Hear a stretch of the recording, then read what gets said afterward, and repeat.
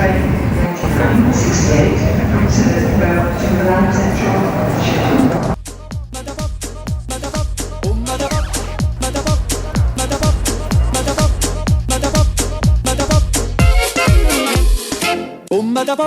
Now, I know this intro makes it seem like it's going to be about Italy. However, our trip first starts in London. Once in London, we pretty much just used the underground tubes to get around. I think it's probably the only way to get around in London.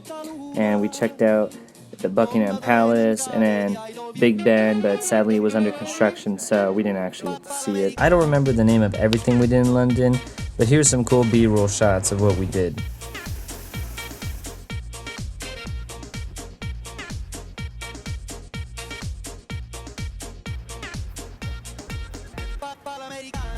Once in London, we stayed at a hostel that I will link down in the description below, which was super awesome. They served breakfast, the rooms were super clean. Totally, absolutely recommend it.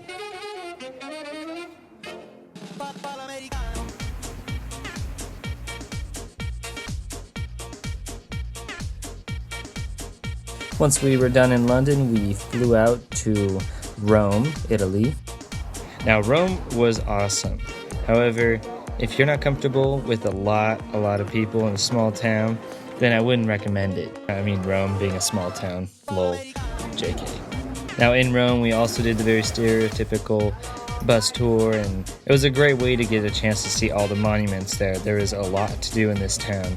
I recommend about 4 days. Now in Rome, we also stayed in a hostel. I'll link that below.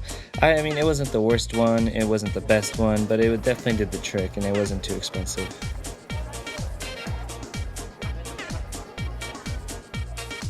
Now here's a few more B-roll shots of what we did in Rome.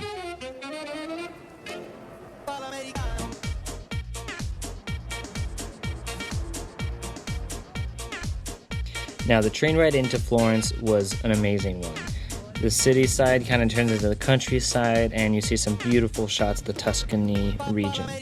Now Florence is known for their leather and wine, and I feel like they're known for other things too, but that was definitely what was most advertised once we were in town. I will link which hostel we stayed at below for Florence. It wasn't too bad. I would say it was a little old and outdated, but you know, that's very minor when you're traveling. Out of all the towns in Italy, I think Florence was definitely my favorite one. And I feel like there was a lot less hecklers or people trying to sell you stuff. It was a lot more enjoyable as an experience, and the people there are super nice. From Florence, it is just about an hour train ride to Pisa.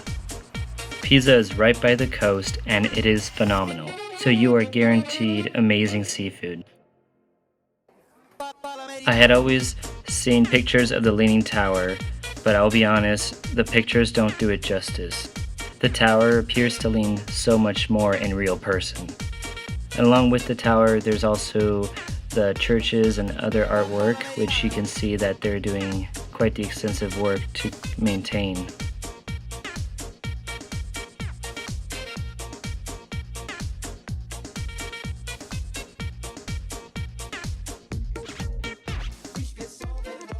Venice is absolutely what you see in the pictures. It's phenomenal, and it's very unique in its own way. Now, we stayed at a hostel outside of Venice because it was like 6 times cheaper to stay outside of the town than inside, and I would recommend it. Now, I'll link down below which hostel we stayed at. If you're allergic to seafood or if you don't like seafood, I wouldn't recommend visiting Venice. It is definitely a marine town.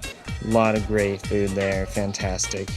Now, we also did the stereotypical things to do in this town, and because it was so beautiful, so many great bridges to visit, a lot of churches. We even went up one of the lookout towers. Now, I don't remember the name of everything we did, but yet again, here's some more B-roll shots of what we did in Venice.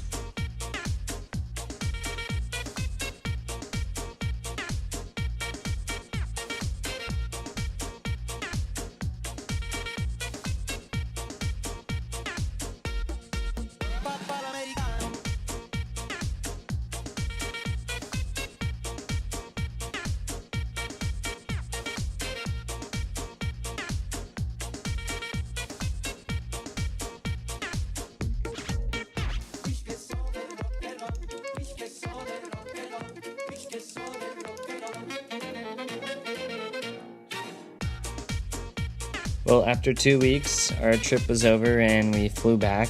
It was definitely tough, but we really enjoyed our trip. Hopefully, if you ever go to London and Italy for a trip, hopefully you can use some of my recommendations for hostels and places to stay. Remember to leave a like, comment, and subscribe if you enjoyed the content. This was my first voiceover. Hope you enjoyed it. See ya.